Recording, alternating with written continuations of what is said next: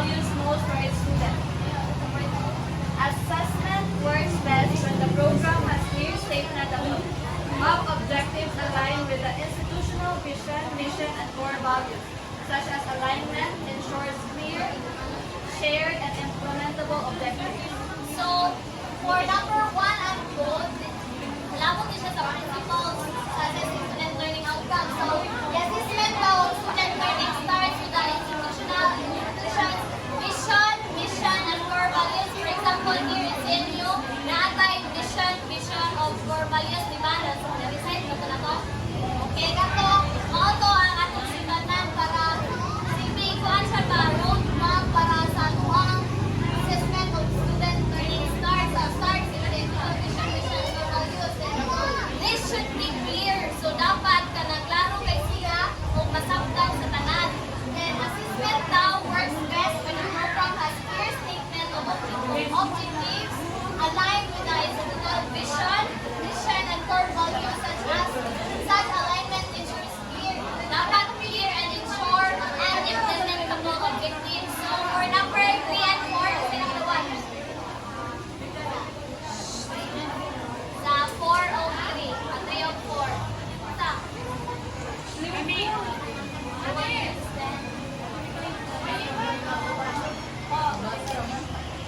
Let's read the 3 and 4.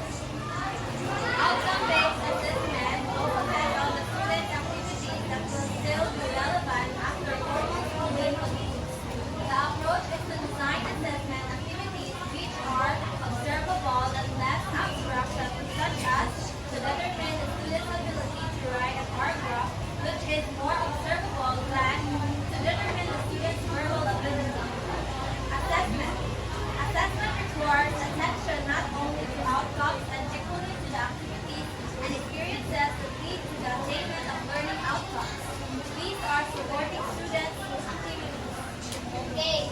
So, si assessment di ay kay support ko rin siya sa students, di ba? Kay kung di ka mag-kung silbi as a teacher, dapat na tayo assessment kay para maibawa na to o nag-read manila ang atuang expectation or ang atuang objectives para sa ilang pagkatuon. Nag-gets na? Okay, so for number 5 and 6, isa na magunin mo. 5 and 6. So for number 5 and 6,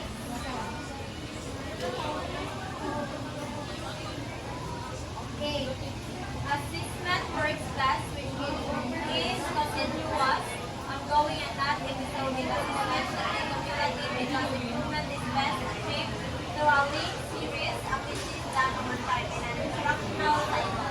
Begin assessment by specifying clearly and examining what you want to assess, what you want to attain, is or are stated in your learning outcomes.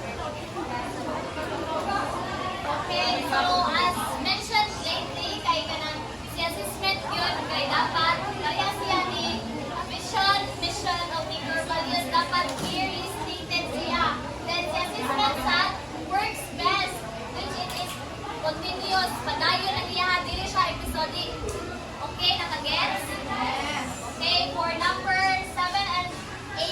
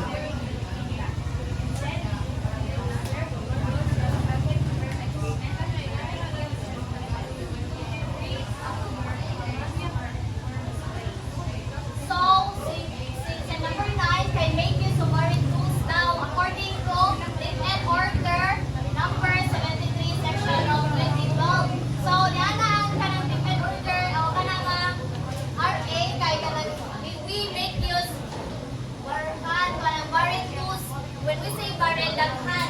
Dili na kay mo-focus sa usa. Kay dapat kanang it is not typically sound to rely on just one source of data gathered daw dili kayon sa usa ka tamo muanay or mo kanang rely sa data dapat daghan nga kanang source ato gamiton. Then kanang learners must be given feedback about their performance yun, diba? As teachers kanang give you daw feedback pero ana diri dapat daw dili kanang perfect yun kanang very good silbi nakakita ka nga naa siya sa iyo pang iyahang output. So dapat imong i-feedback kaya na kay kanang kuan dili dapat perfect diba? Kung sa imo nakita nga sa iyo, for example, there are 3 of your commas were misspelled, mao na imong isulti dili kay ingon na imo nga kanang very good na kani. Kaya ang bata dili siya ma-aware nga naa di siya kanang sa iyo. Okay, for number 11, 12 and 13.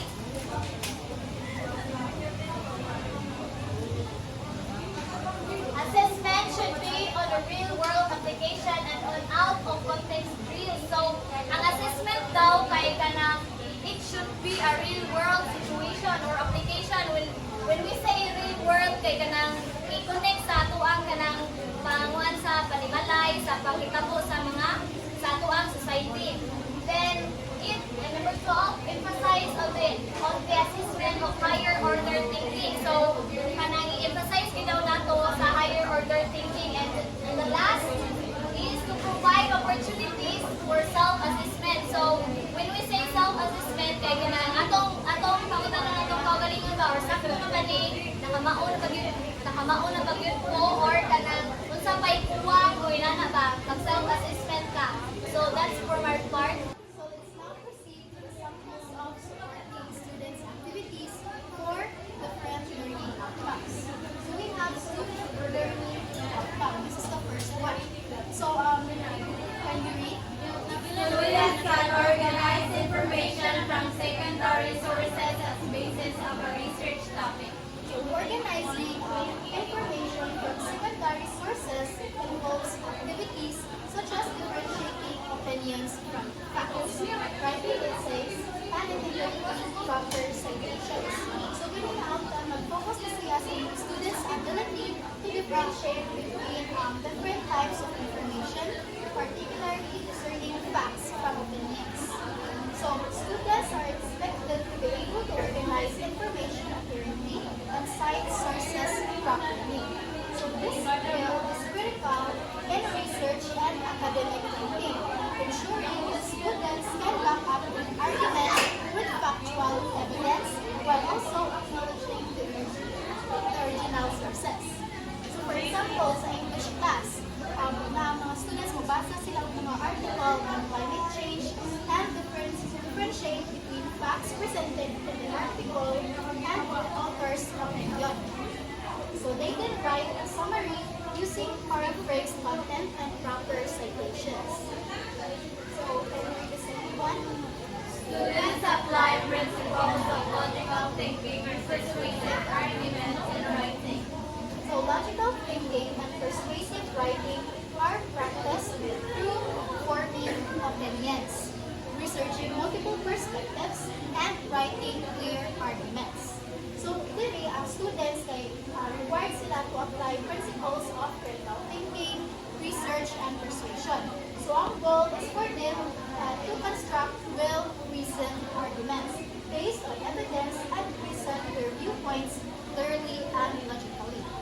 So this outcome is aimed at developing their ability to think critically about various issues and defend their position effectively in writing. So, for example, ang student can write siya ang argumentative essay on whether school uniforms should be mandatory. So, kanang research sila ng mga different perspectives, forms ng opinion, and nila i-present ng arguments logically, citing evidence to support their stance. So, Students write multiple page essays complying with standard format and style. Okay, so the student learning outcome number 3 by writing page essays according to standard formats requires analyzing text. various topics and reviewing grammar and format. Sa kanilang outcome, mag-focus na siya sa students' ability to write longer, more detailed essays, and adhere to academic standards. So, nag-emphasize na siya ang structuring their arguments logically, using proper grammar and formatting, and ensuring na ilang writing is clear and concise. So, this outcome helps students develop the writing skills for more complex assignments that require deeper analysis and more comprehensive research. So, for example, sa history class, so ang mga students can write sila multiple page essays sa cause of World War II. So, i-analyze ang primary and secondary sources and adapt the writing style to their audience. Okay? And then, dapat, ilan siya din-ensure ilang essay and follow sila ang required format and structure with proper citations.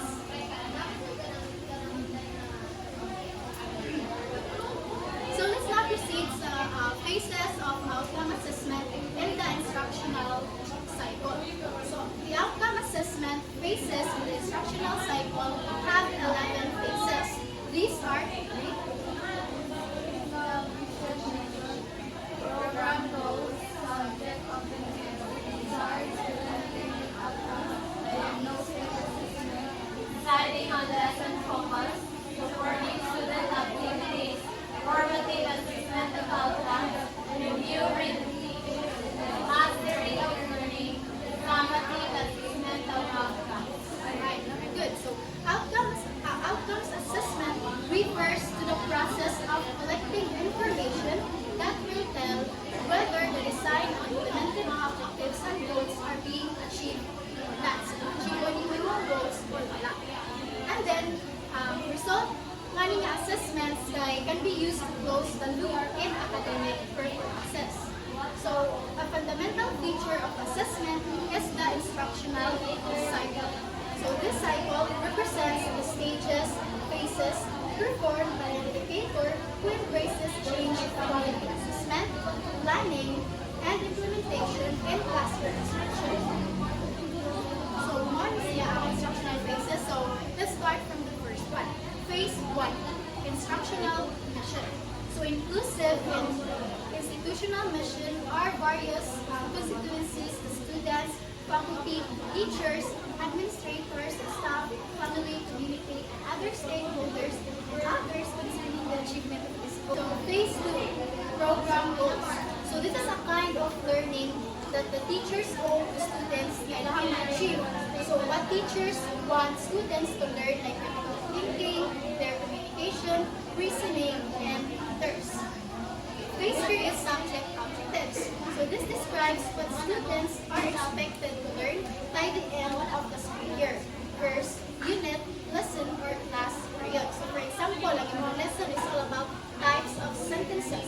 So one of the subject objectives is to identify the type of sentences. So ang mga students, dapat ma-identify nila ang types of sentences at the end of the class period. Phase 4 is desired student learning outcomes. There are statements that describe significant and essential learning that learners have achieved and can reliably demonstrate at the end of the course or program. So, kani siya, nag-refer ni siya sa kung sa ibawan sa students and like what students will know and be able to do by the end of the lesson. So, phase number 5, diagnostic assessment.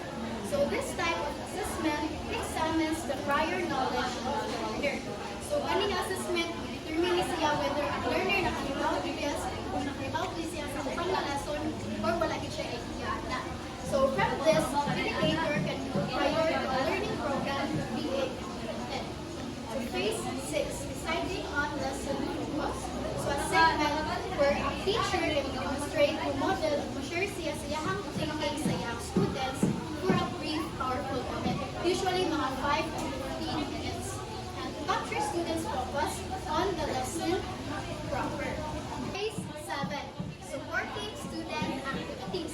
So, support student activities includes providing guidance to learners, working with students locally, individually, academic tutoring, one-on-one advice, giving tasks to improve learners' critical and analytical skills, communication, and literacy. So phase A, formative assessment of outcomes. So this is a method of judging the work of a program while the program activities are in progress or in process evaluation. So this kind of assessment, makadetermine na sila sa strengths and weaknesses so that appropriate intervention can be done. Phase 9, review, reteach. So examine or assess lessons formally with the intention of instituting change. So it is the process of reteaching what we've taught with integrated lessons and performance tasks. Phase 10, mastery learning. So ang student dapat ma-master nila ang lessons before moving to the next lesson or next. So, kaya siya method ni siya of instructions where ang focus ay sa feedback in learning. Phase 11, summative assessment of outcomes. So this refers to the assessment that focuses on the outcome of the activities. So in contrast with formative assessment, ang kaning summative assessment was summarized siya sa learner's development at a particular time. So kaning ang mga phases of instructional cycle are very much interconnected to one another. And then all should always be signed with the program and objectives to have a clear purpose. So, good afternoon, class. For my part, I will be discussing about constructive alignment. So, what is constructive alignment? So, constructive alignment refers to ensuring that the teaching, learning activities, and the assessment tasks are directly aligned with the intended learning outcome. So, ang constructive alignment po, no, ay direct siya nga itutol sa ato or sa ato ang students. So, naay tulong ha constructive alignment. First is the learning objectives, which is the what should be the students know or able to do. Second, the learning activities. How does the student reach the final level? So this part, pili na masulod ang mga discussion, projects, and problem solving. Lastly, the assessment or how are knowledge and abilities measured. So this assessment, pili na masulod ang sao na itong pagkuhan pag sa bata nga naa sila ng katunan for giving an test or kanang mga quiz. So, let's move on. For variety of assessment, there are methods, tools, and tasks. So, assessment methods. There are two types of assessment methods. First is the traditional assessment methods, which is refers to unusual paper, pencil, tests. Traditional methods kay nag-focus siya sa ato ang knowledge or para ma-recall ang sa ato ang mga nahibawan. So, ang tools na gigamit sa traditional is like multiple choice or true or false nga question. Next is the authentic assessments, which is refers to non-paper pencil test. So, this focus on the real life situation or experiences na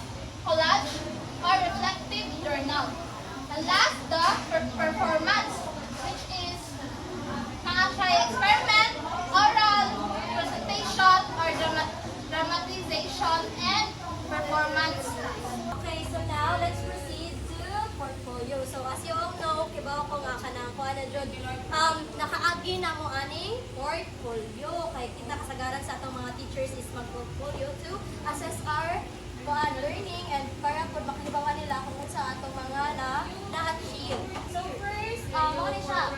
Ang ano siya portfolio falls under non-paper pencil test. So, and then it is a purposeful collection of student work or documented performance that tells story of student achievement or growth. And then the word purposeful implies that a portfolio is not a collection of all students' work.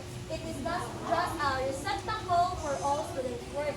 And then kita mong good sa kasagaran ng portfolio para sa ato is mura big wala na siya, mura atong big or siya atong big project like that bitaw nga. At the end of the school year, atong ipasa ang atong portfolio o mga achievement nato. And then ang portfolio is na siya 3 types. So first one is we have working or development portfolio. So from the word development, so ano siya, ako sa basa ko, no? So working portfolio is so named because it is a project in the works containing work in progress as well as finished goals of work. So development can be focused on academic working skills, content knowledge, self-knowledge, or any area that is important for your purposes. For this reason, it is also called development portfolio. So as we all know, development is ongoing or na siya progress. O na siya ang development or working or development portfolios. So, mo siya represent a completed selection of student work. So, completed na. And then, this type of portfolio, kay maka-enhance siya sa learning through the process of kanang reviewing, revising, and evaluating the final product. And then, the second one is display, showcase, or best work portfolio. So, it is display of the students' best work. Student exhibit their best work and interpret its meaning. So, showcase portfolio demonstrates the highest level of achievement attained by the student. So, from the word best work, unsa man? Yes, pinakakuan kung unsa gitong mga naa sa high gid nimo nga achievement, mao na siya ang display, showcase, or best work portfolio. And then the last one is assessment or evaluation portfolio. So I know familiar na mo ani ba? It is the main function of an assessment portfolio is to document what a student has learned based on standards and competencies of the curriculum. Then will determine what students select for their portfolios. And then their reflective comments will focus on the extent to which they believe the portfolio entries demonstrate their mastery of the standard and competencies. So it is designed to measure or evaluate a student. Also, makita nimo if imong teaching or the objective sa curriculum kay makuha gid nimo ang intended outcome sa katong imong gi-implement nga lesson mao na siya. And then from the word evaluation, it is to evaluate. So evaluate yun. And then unlike sa working development, kani siya is ongoing pa ang iyahang kuan, ang kani develop, progress. And then dali is assessment evaluation is mao na ni siya ang to identify kung ang katong imong kanang gipangkuan nga intended outcomes kung na-met ba gyud. Mao na siya ang assessment or evaluation portfolio. So that's all for my part. Thank you. And now, let's have the scoring rubrics. So rubrics is a Coherent set of criteria for students or that is levels of performance, quality, and So it is a coherent set of criteria for students' work that includes descriptions of level of performance quality on the criteria. So the main purpose of rubrics is to assess performance made evident in the process and products. It can serve as a guide that seeks to evaluate a student performance in many different tasks based on a full range of criteria rather than a single numerical score. So, sa kanyang rubrics, kailangan siya 2 types or 2 major parts. The coherence of criteria and levels of performance.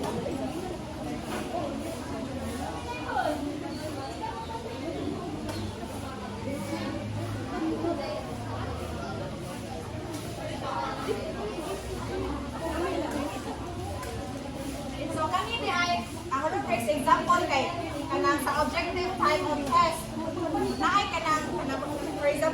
multiple choices. So, muna siya example of objective types of test. So, kung wala na siya, hindi na siya makuha sa rubrics kay sa'yo naman na siya i-compute ang scores kung mag-score mo objective type of test. Ang kanina rubrics, magamit din siya sa kanang mga essay o kanang mga performances sa inyong student.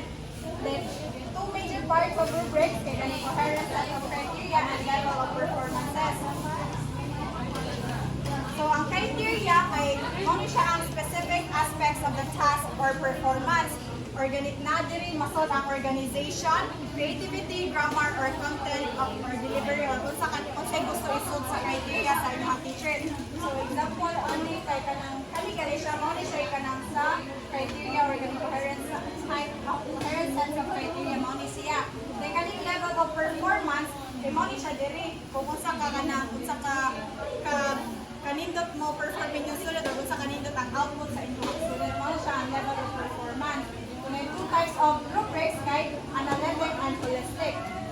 Sa analytic, kay mo ni siya ang analytic rubrics breaks down the task into multiple criteria and each criterion is assessed or evaluated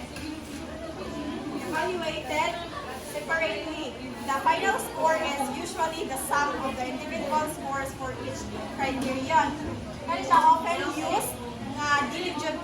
often used sa task nga detailed ang pag-evaluate sa task ang kaning sa analytic now. Each criterion is evaluated separately. So example aning analytic kay kanisiya siya na-siya criteria diri then na po yung level of performances. Ang kuan kanang ang sa detail siya, each kanang pagka-level of performance na dira kung unsa gid imong ideal nga kanang kuan. Kung mo score ka og 3, unsa imong standard sa pagka-3 nga score, high ba imong standard o unsa ka high imong standard. Then sa kaning holistic, all criteria are evaluated at the same time or as a whole. So, laki siya sa analytic, kay separate man ang analytic. Kanin sa holistic, kay as a whole, na iyahang pag-evaluate sa score or sa criterion. Then, faster than analytic rubric. Mas dali niya siya i-compute kaysa sa analytic rubric. So, example, sa holistic rubric, kay dali siya. Wala na siya katungari sa hilid, nagpo na siya kung sa imuhang pag-score sa imuhang performance sa imuhang student. And also, holistic rubric provides a single overall score of a student's performance or work based on the overall impression rather than breaking it down into individual components. It is often used for activities or tasks like art projects, oral, or creative writing. Then, so mauni siya ang mga sa rubrics. So now let's move on sa assessment strategies and multiple intelligences. So, nibalik na po sa multiple intelligences. So, familiar na dyan kayo mo ani. So, this was founded by Howard Gardner's theory. Howard Gardner's theory ang multiple intelligences. So, this theory of Howard Gardner, it suggests that individuals or learners possesses different kinds of intelligences and varied learning styles. So, naaday ka ng lahi-lahi. So, with this, ang students daw must be given the opportunity to demonstrate learning that is aligned to their multiple intelligences and to their learning styles. Kay ba man tanong ang student kay lahi-lahi jud ang student, lahi-lahi ang ilang pag-learn. So, as a future teacher or as a teacher, dapat i-consider jud nato ang ilang diversity of learning sa ato ang student. Dili kay generalize nato like ang usa kay kanang mas good siya sa kanang academic jud kanang pa-brighter jud ba. Dili mo generalize mo inana ko ang student, ang ubang student. So dapat na ay lahi na sila nga intelligences. So first kay ang linguistic intelligence. So linguistic intelligence means words effectively whether orally or writing or word smart. Ang mga student na linguistic intelligence kay word smart sa dapat. Matawag sila o word smart. So it is the ability. So ang assessment strategy ani as a teacher kay dapat magpa-reading comprehension ka, reading comprehension test, writing task or oral presentation. And next kay ang logical mathematics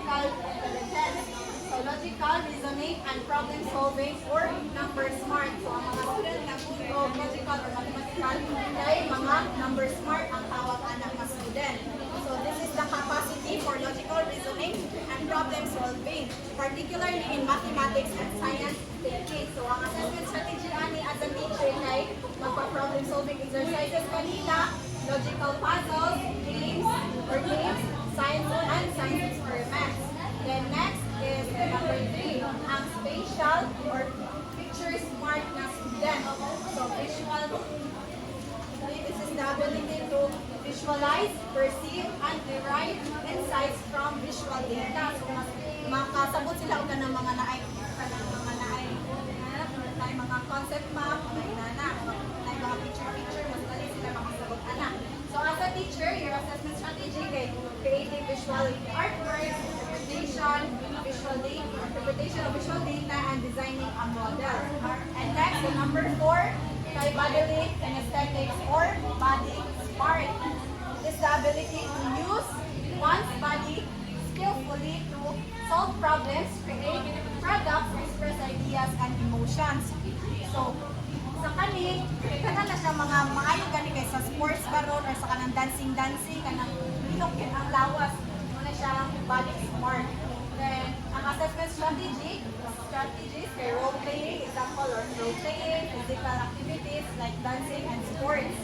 Then, number 5, we have the musical or music smart na mga students, mga musical intelligent. So, this is the ability to recognize and create musical pitch, rhythm, tempo, and tone. So, kanisya kay kanang mga student ganing may kaayo mo analyze yung music, kanang usa pa lang kato kanang makabatigay sa music kay mo sila unsay tono, unsay mga rhythm, unsay tone sa kuan sa music.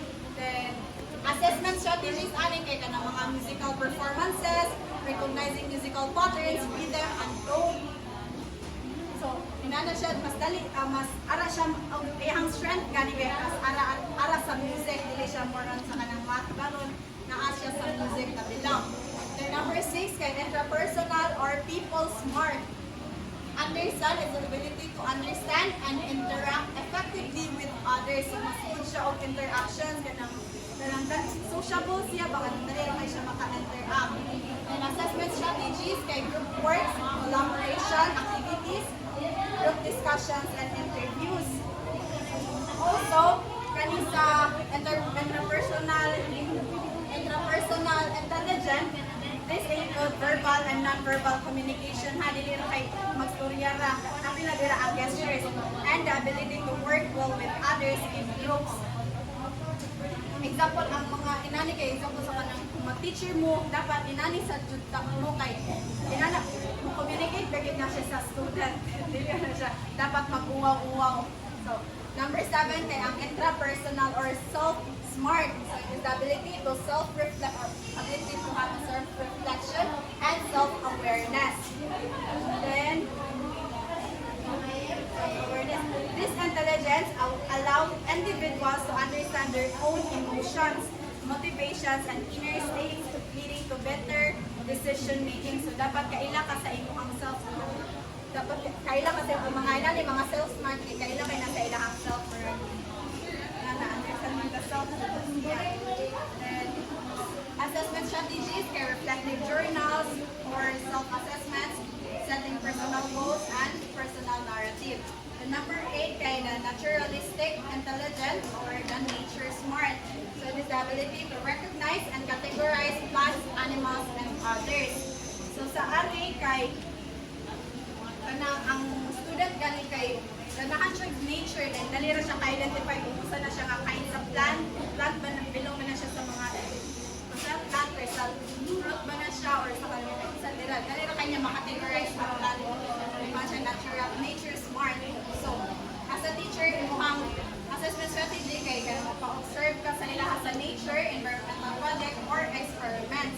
Then number 9 kay the existential or big picture or philosophy smart. Kani siya kay kanang murag add-on ra man siya sa kaning Gardner ecology kayo ni siya ni kanang exist kaayo. So this is the ability to ponder deep questions about life, existence and the universe. So kani nga intelligence deals with abstract philosophical questions to develop a personal philosophy or worldview statements. So as a teacher, mong assessment strategies kay mag-write ka kisay nila on life's big questions, discuss on more life big questions kay example kana nganong nabuhi man ko, ngano ni exist man ko aning kalibutan na. So mao na imong ipahin mo sa imong student. Then discussions on moral and ethical spiritual reflections. So, mo siya ang 9 multiple intelligences of Howard Gardner. So, overall, each person has a unique way of learning Jud and unique strengths.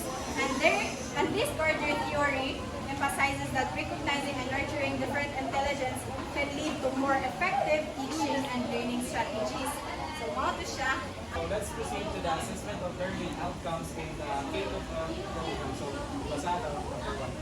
Teachers should employ assessment methods that are consistent with standards. So this means that assessment as process must be based on standards competencies that are stated to K-12 curriculum or K-12 program. So assessment must be based not on content but on standard and competencies. So therefore, there must be alignment between assessment tools or tasks and standards and competencies. Number 2. So teachers must employ both formative and summative assessment, both individually and collaboratively. So assessment is done primarily to ensure learning. So not the formative and summative. So assessment is done primarily to ensure learning. So the teacher are expected to assist learning in every stage of lesson development from beginning, middle, and at the end. So number 3. Grades are function of written work, performance tasks, and quarterly tests. This means that grades come from multiple sources with emphasis on performance tasks from grade 1 to grade 12. So grade does not come from only one source rather than from a multiple source. So number 4.